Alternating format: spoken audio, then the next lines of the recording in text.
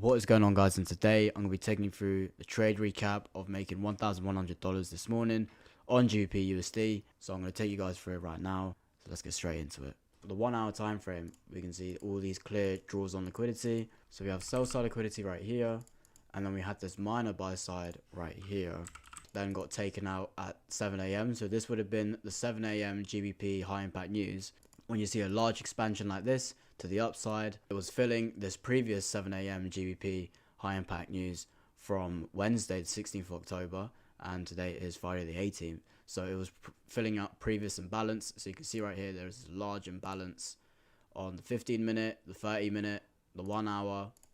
It was just an imbalance that needed filling. So the news basically helped with that. And then what I saw was, when I woke up this morning, that I saw this large imbalance on the 15 minute. You could see right here, I'll replay it back to here. You can see right here, we have this large 15-minute imbalance that needed to be filled. So instantly I was thinking in my head, this needs to be filled, and we have this large gap right here, which has just been filled, and the chances are is that it will not push all the way through it. And what usually happens with these kind of gaps is that price will not push all the way through, and it has a very nice reaction off it, which in our case, it did. It filled all the way into this 15 minute and then reacted very nicely off this 15 minute, where we then had our minor buy side level, taking out this buy side liquidity level at the 7 a.m. high impact news. So then what we had coming into the session is we had our first short term high level marked out, which was then we wanted to see swept. So you can see right there, that was our short term high first being swept out, leaving our displacement. So then we wanted a sharp displacement to the downside right here, so we leave that there. Then this is where we also mark out our buy stops level to have an idea of where price will be aiming to go for, so we don't get manipulated like we have been the last 3 days, but it's fine.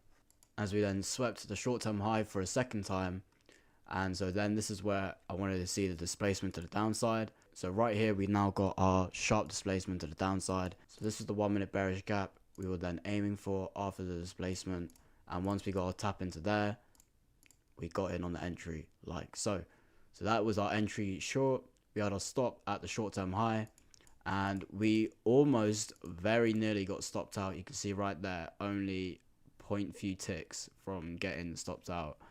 I thought I was gone there, and I would have been really pissed off if I got manipulated for a fourth time, but it didn't happen. So we were cool. So then after, we started to see price move nicer to the downside, but we were just having a load of barcode, some Waitrose barcode, back of a crisp packet, price action. But then we started to drop very nicely and very quickly, very nice algorithmic movement.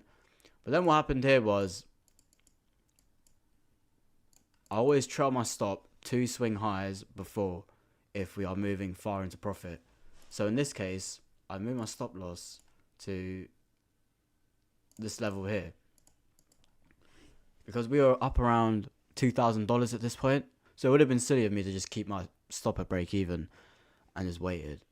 Now you may say, why didn't you take partials? But I was going for the full move at this point. It depends. If you're going long, then you'd have your stop 2 swing lows previous before. So what you see right here is price came up, took out my stop loss, bro. It took out my it took out my stop loss, and then look what happened. We smashed TP, and this would have been a full $3,000 trade if we smashed the full TP, and this was on half size as well. So if we were using full size, this would have been like a $6,000 trade, but it wasn't, which would have been my biggest trade ever. My biggest trade ever was like 4,400, which was insane. That was probably the maddest trade I've ever hit, and it was like 15 minutes as well. We followed the plan, we followed the risk management, and we got stopped out. It is no problem. As we define the strategy and get more data, we're only going to get better no matter what I do. As long as I don't do stupid shit like I did, where I tried to trade news and I lost around 2.4k and doing dumb shit like that, then we'll be fine. If I had not traded news that day, I would have been fine by now, but I did. So what can you do? But we learn and we keep going. How could I approach this trade better? There wasn't much I could really do with the entry. This was a very valid entry. If I got stopped out here, I wouldn't have been very happy at all.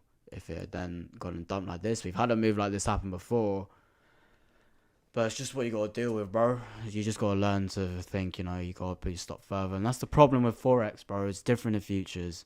Futures, you get filled instantly, and the price is the price. Here, it is different, man. It is different. Forex is not a field to be fucked with. You will get bent over and fiddled with, and touched with, and played with, and used, abused, sold, all of this dumb shit.